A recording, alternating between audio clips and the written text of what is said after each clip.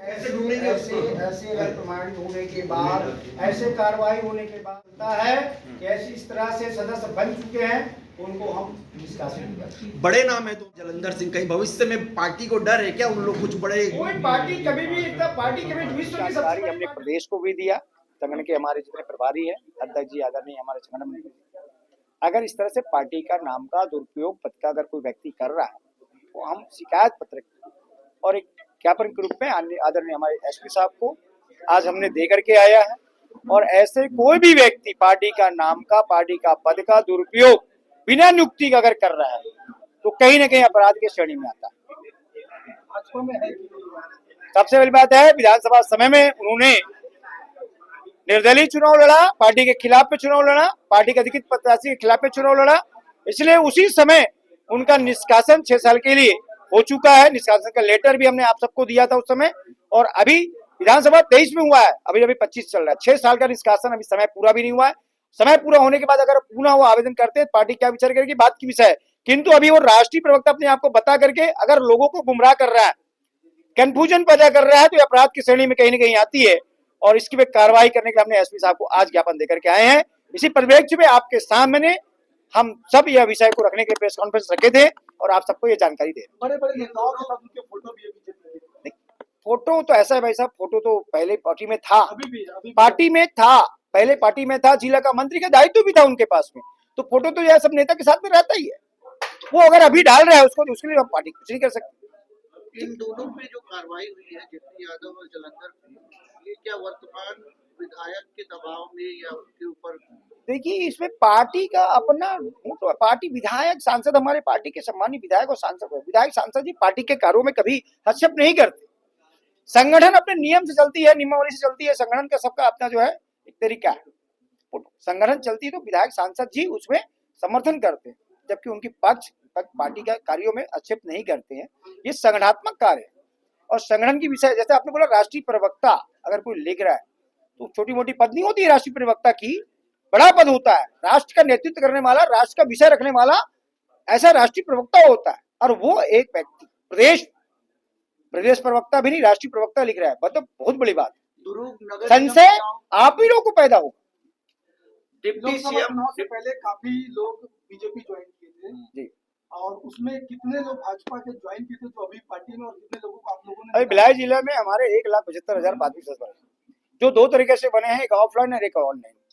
Online का record प्रदेश से हमको जिला में प्राप्त होगा, ऑफलाइन का पर्ची काट के हम लोगों ने सदस्य बनाया था। और जो सक्सेस का प्रक्रिया आई, जिसमें पार्टी ने तय किया था कि जो 100 लोग का मेंबरशिप बनाएंगे, पार्टी के जो अकाउंट्स में मेंबरशिप के लिए 100 रुपए जो जमा करेंगे ऑनलाइन, ठीक है, उनको जो है 300 रुपए सक्सेस का भी उसमें दीप कलंकल है, 400 का मेंबरशिप, 3 पन्ने का फॉर्म भर के अपना व्यक्तिगत डाटा पार्टी को देंगे। उसके बाद पार्टी उसमें जो है सक्सेस की प्रमाणीकरण करके प्रदेश हमको भेजेंगे। 2250 शायद यहाँ पे हमारे भिलाई जिले में सक्सेस बने हैं और 1,75,000 प्राथमिक सदस्य है, जिसमें से कहीं भी ना जयप्रकाश यादव का नाम है और ना ही जलंधर का नाम। जलंधर में विजय बघेल जी ने गमछा पहना के उनका स्वागत किया था, और गमछा पहनाने का मतलब बीजेपी में यही होता है कि वो भाजपा में आ गया है, तो आप बोल रहे हो नहीं है भाजपा। किंतु आप देखे होंगे कि गमछा पहनाने के बाद भी प्राथमिक सदस्य का हमको एक पर्ची काटना पड़ता है, जो हमारे 5 रुपए का पर्ची होता है। वो पर्ची कहीं कटी नहीं है। समर्पित और अधिकृत दोनों में अंतर है। समर्पित में आकर के उस समय चुनाव का माहौल रहता है और कई लोग प्रवेश करते हैं, किंतु विधिवत हम जब तक रसीद नहीं काटते हैं मेंबरशिप नहीं होती। आपने बात की एक बारे में इस विषय में कि जी जी जी, बनाते आप क्यों ये सब अपने आप को प्रदेश का जो प्रवक्ता बता रहे हैं, क्यों बता रहे हैं? आपने उनसे बात जब की? मेरी पार्टी ने उनको 6 साल के लिए निष्कासित कर दिया, तो मेरा दायित्व नहीं बनता कि उनसे मैं पूछूं या उनको नोटिस दूं।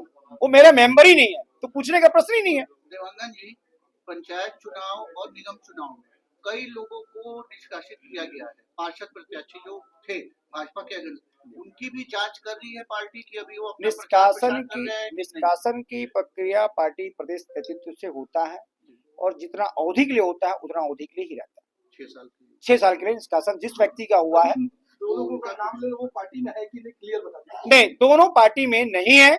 और ये दोनों अगर पार्टी का नाम का, पार्टी का पद का दुरुपयोग कर रहे हैं तो प्रशासन से हमने लेटर दिया है कि वो स्वतंत्र रूप से कानूनी कार्रवाई इन पे कर सकते हैं। जालंधर जी का भी लेटर देंगे क्या कि ये दे दी? जालंधर जी हमारे पार्टी के मेंबर ही नहीं है अभी। तो उनका भी देंगे क्या? किंतु अगर वो पार्टी के नाम लेकर के कहीं अगर अपने कार्य को अंजाम दे रहे हैं, वो गलत कार्य है, तो हमने उसमें एसपी साहब से कर दिया कि कोई भी सदस्य पार्टी का अपने आप को बता करके गलत काम करते हैं, उनके खिलाफ में कानूनी कार्रवाई आप कर सकते हैं, जिसे पार्टी भारतीय जनता पार्टी कोई समर्थन और सहयोग नहीं करेगी। भविष्य के मेरे अंदर संभावनाओं को देखते हुए स्थानीय भिलाई के जिलाध्यक्ष जी ने मेरे विरुद्ध कुछ बयानबाजी की है।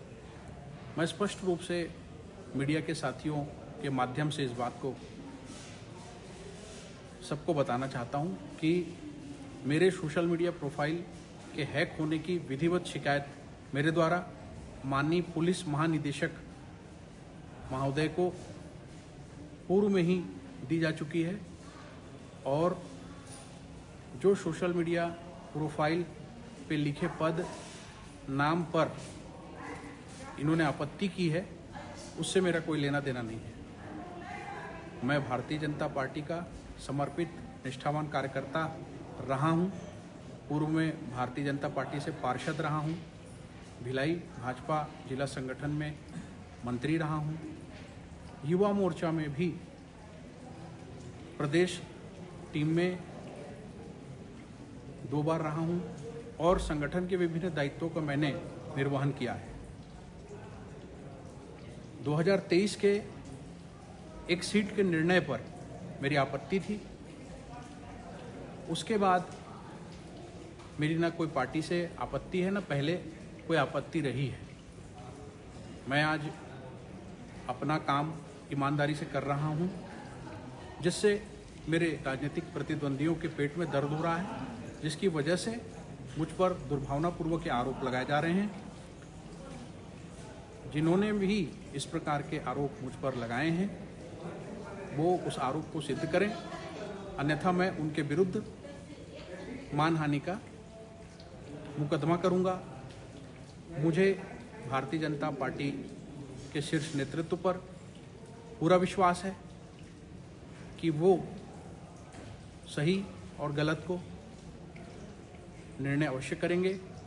इसके साथ ही आज मुझे आज़ादी के समय की वो घटना याद आ गई जब चंद्रशेखर आज़ाद जी ने स्वयं को गोली मार ली थी, तो उनके मृत्यु के बाद उनके पार्थिव देहों के पास में अंग्रेज जाने से डर रहे थे। मीडिया लोकतंत्र का चौथा स्तंभ है। मीडिया जनता की आवाज़ है। मीडिया के साथी मुझे भली भांति जानते हैं और मेरे व्यवहार को भी जानते हैं। मेरी साफ सुथरी छवि है, मुझ पर कोई दाग नहीं है, जिससे मेरे राजनीतिक प्रतिद्वंदी भयभीत हैं और वो मेरे विरुद्ध दुष्प्रचार करने में लगे हैं, जिसका उत्तर मैं अवश्य दूंगा।